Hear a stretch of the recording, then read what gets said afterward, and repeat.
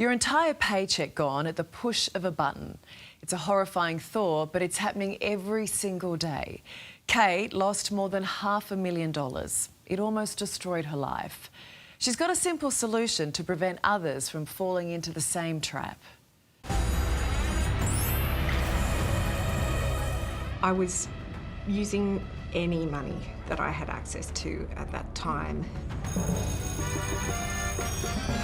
Sometimes my pay would be gone within an hour on payday.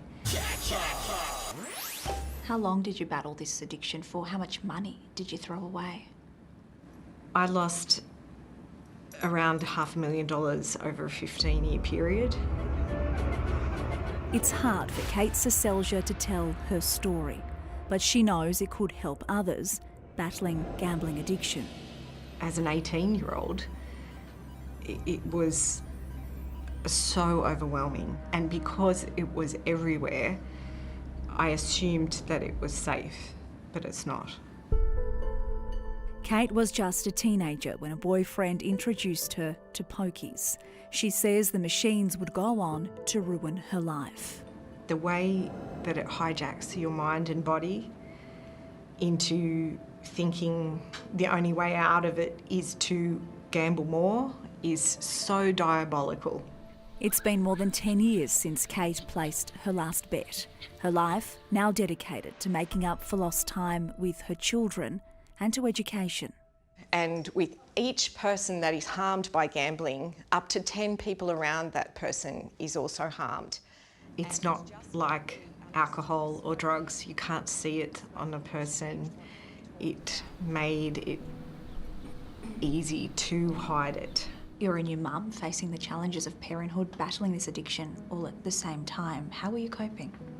The only reason why I'm talking to you today is I couldn't figure out how to take my life and not harm my child. I was pregnant when I wanted to take my life. That's how desperate I was.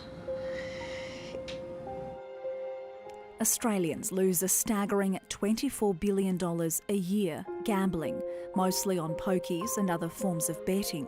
The average annual loss per adult is more than $1,600, compared to $800 in the US and $584 in New Zealand. Australia has really let the gambling industry run wild. I mean, Australians have the highest per capita gambling losses in the world. We have pokies in all of our streets. They're more common than post boxes, than ATMs, than public toilets. And it's our communities who are paying the price here. About 93% of Australia's 185,000 pokies are outside casinos, like in pubs and clubs. Kate Griffiths from the Grattan Institute. 1 in 3 Australians gamble regularly, that is at least once a month. But if we take, say, lotteries and scratchies out of the picture, which are sort of less harmful products, then it's more like 1 in 7 Australians.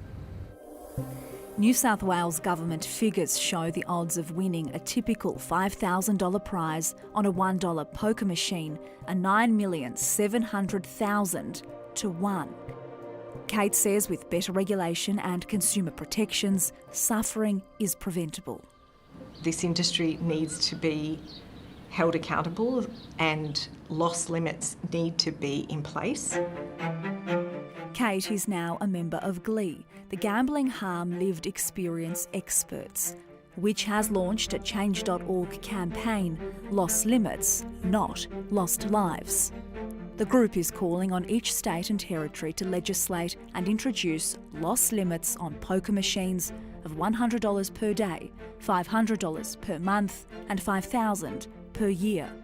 It means anyone who wants to play the pokies would need to use a card that includes the preset loss limits.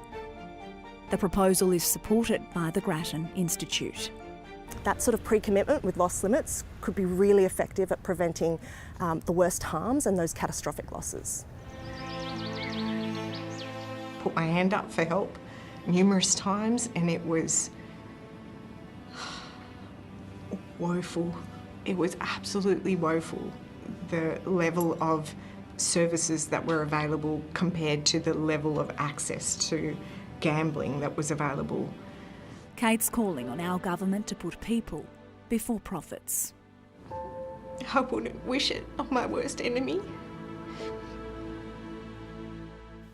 It is a devastating addiction, and details on how you can support that campaign are on our website. If you need help with problem gambling, call 1800 858 858 or go online for free anonymous support.